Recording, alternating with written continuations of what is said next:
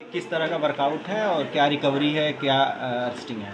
ये विगत में 22 तारीख को एक घटना घटित हुई थी जिसमें वादी द्वारा बताया गया कि कुछ अज्ञात लोग बस के अंदर चढ़े और उनके पास रखा 40 लाख के अराउंड जो कैश है वो लूट ले गए थे।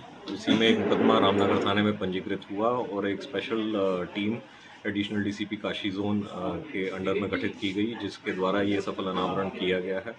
इसमें सीसीटीवी फुटेज और सीडीआर कॉल डिटेल रिकॉर्ड्स के बेसिस पे कुछ अभियुक्त के नाम प्रकाश में आए थे, जिसमें दो अभियुक्त गिरफ्तार कर लिए गए हैं। एक सब इंस्पेक्टर हैं यहाँ पे जो पोस्टेड रहे हैं, उनकी भी भूमिका संदिग्ध आई है। लगातार पूछताछ जारी है। इसमें 3 और अभी अभियुक्त हैं जो फरार चल रहे हैं। अभी इनसे 8 लाख के अराउंड कैश बरामद हुआ है, 2 असले और कुछ जिंदा कारतूस इनसे बरामद हुए हैं। कितने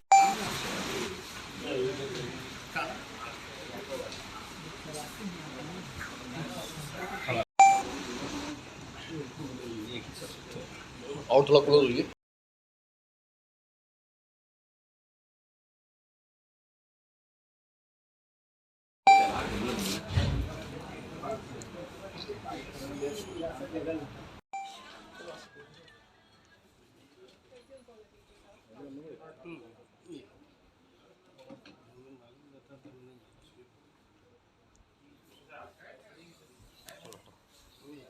पीछे आ तो सबको बना दो।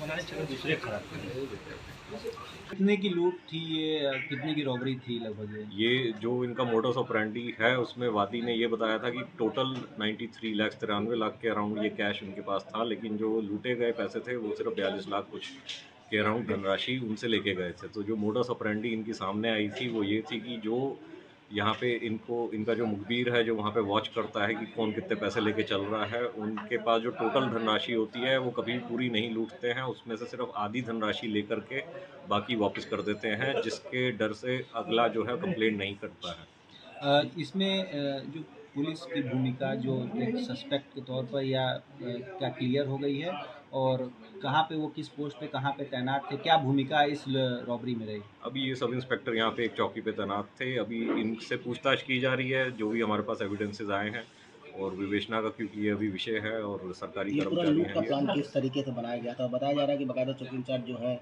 वो इसमें पूरी तरह से शामिल थे। बकायदे कुछ बस तो पे सर चढ़ करके आधार होगा उनको जांच में शामिल करने का या एज ए एक्यूज जो बनाने का। एविडेंस हमारे पास प्राप्त हुए हैं, क्योंकि अभी हमें माननीय न्यायालय में ये सबमिट करने होंगे, तो ये पब्लिक डोमेन में हम लोग नहीं दे सकते क्योंकि इंटरनल डिपार्टमेंटल ये एक इंक्वायरी का भी इशू है। लूट की पूरी साजिश कैसे रची गई थी? किस प्रकार पूरी का जैसा मैंने बताया, मोडस ऑपरेंडी ये रहता है कि इनका जो एक आदमी है वो मुखबिर बन के जहाँ पे भी जो व्यवसायी होते हैं उनको वॉच करता है कि कौन कितना कैश पर डे लेके जा रहा है, और उसी में ये लोग उसको किसी रास्ते में जाते वक्त पकड़ने की कोशिश करते हैं। उनसे फिर जो टोटल धनराशि है वो ना लूट करके आधी धनराशि या अराउंड 50% या 60% धनराशि अपने साथ ले जाते हैं। खुद को क्या बताते थे ये अपने आप को बताते हैं कि हम लोग क्राइम टीम है, हम लोग आपकी चेकिंग करने आए हैं, हमें संदिग्ध सूचना मिली है कि आप लोग कुछ अवैध चीज़ें लेके जा रहे हैं। सर इनके पास से असला भी बरामद हुआ है?